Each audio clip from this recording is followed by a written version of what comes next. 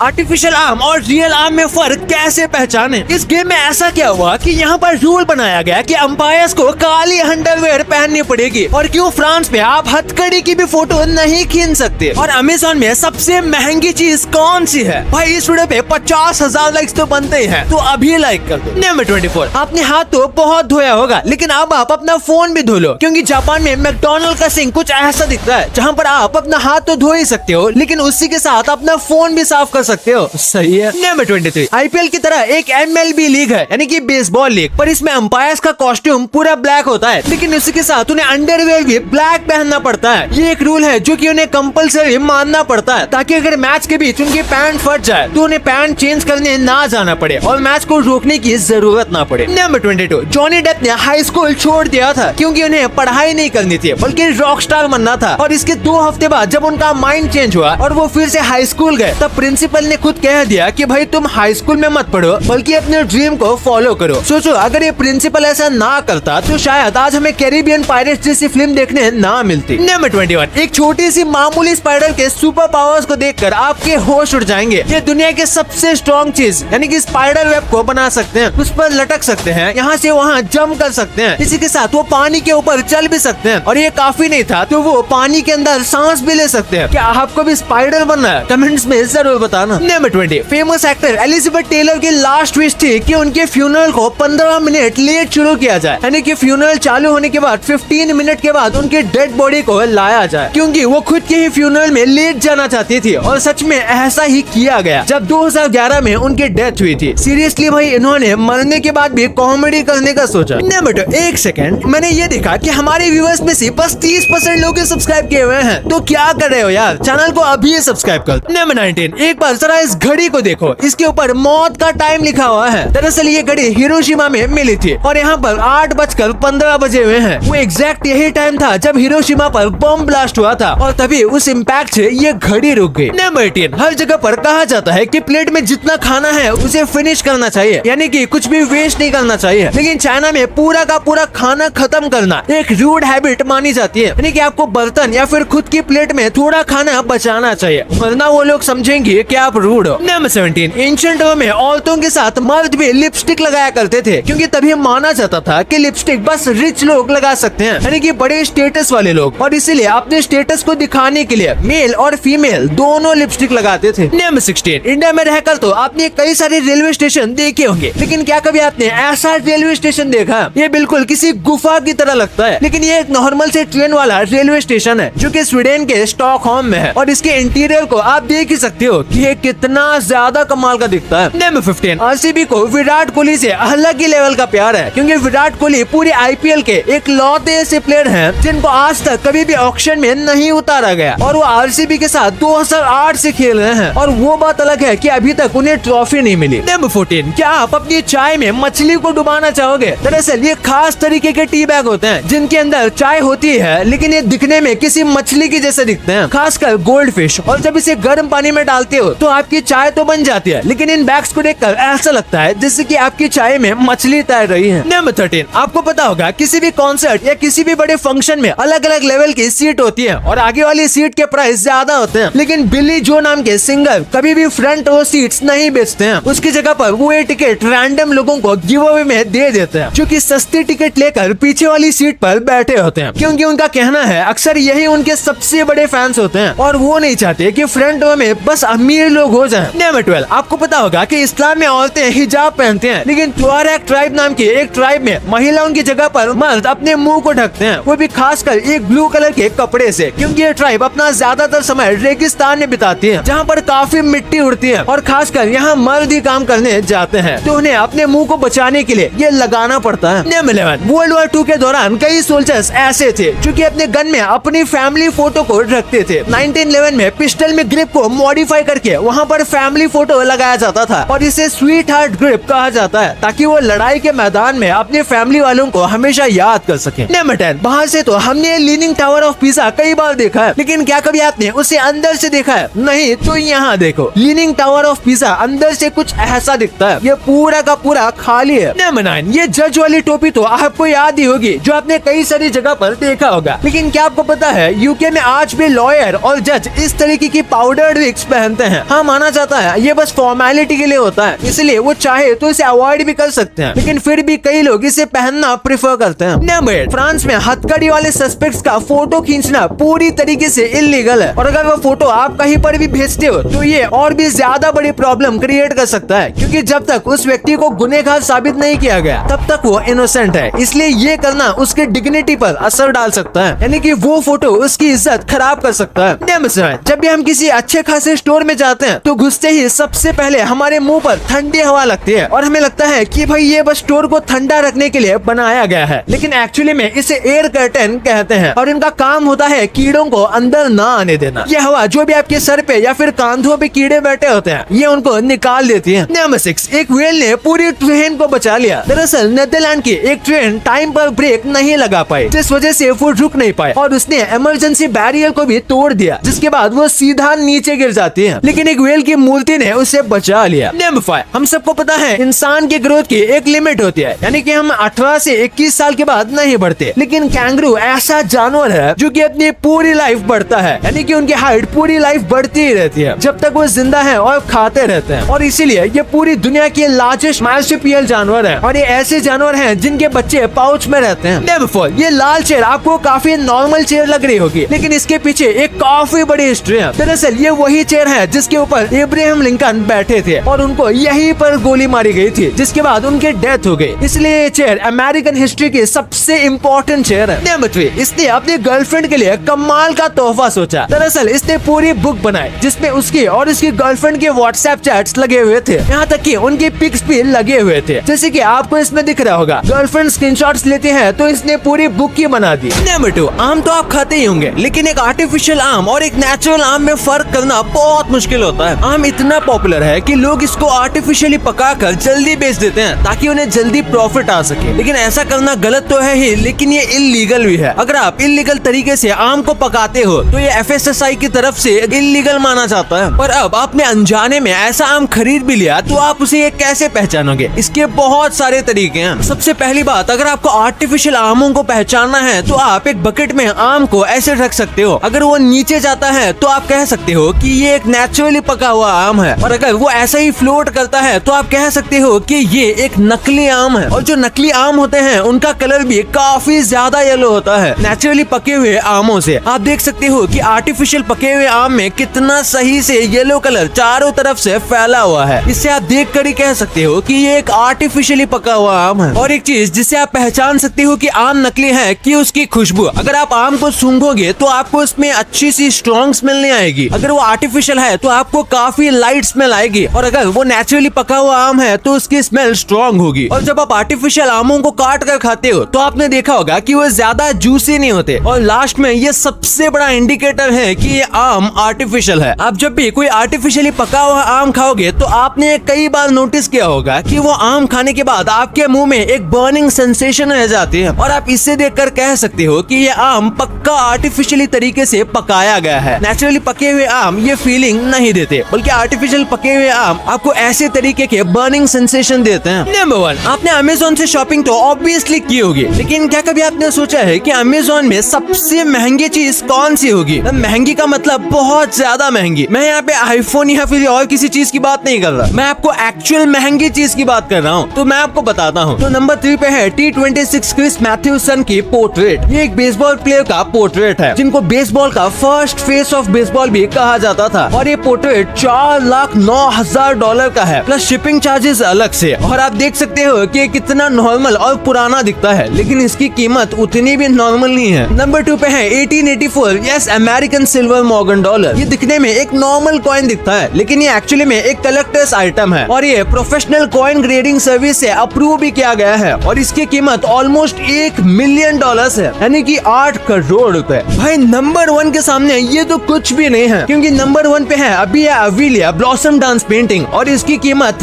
$10 million है। जी हाँ, 10 million. और ये देखने में कुछ ऐसे दिखती है, किसी भी दूसरी महंगी पेंटिंग की तरह। और ये पेंटिंग फेमस पेंटर अबिया अविलिया के द्वारा पेंट की गई थी, और इसके पीछे कई मिस्टीरियस बैक स्टोरीज भी है जो कि हमें भी नहीं पता। लेकिन ये सब चीजें आपको अमेज़न पर मिलने ही नहीं वाली। मतलब अमेज़न का मतलब इंडिया के अमेज़न पर नहीं मिलने वाली, बल्कि आपको ये US के अमेज़न में मिल जाएंगे। अगर आप ऐसे ही इंडिया के अमेज़न में ये सर्च करोगे तो आपको ये चीजें नहीं नहीं दिखेगी। भाई ये तो आपने जान लिया, पर क्या आपने नोटिस किया कि ये बचपन की चीजें आना बंद क्यों हो गई? और क्यों जापान के स्कूल्स पे रोने के लिए अलग से रूम्स बनाए जा रहे हैं? और दुबई में ऐसी क्या बारिश होती है जिसे होने से पहले उसे लाउड स्पीकर पर अनाउंस किया जाता है? भाई इस वीडियो को अभी दबाओ, बहुत मजा मिलने वाला है। और अभी तक इस वाली वीडियो को लाइक नहीं किया तो इसे लाइक जरूर कर देना, और अभी तक चैनल को सब्सक्राइब नहीं किया तो उसे भी कर देना। मिलते हैं अगले वीडियो में, तब तक के लिए बाय।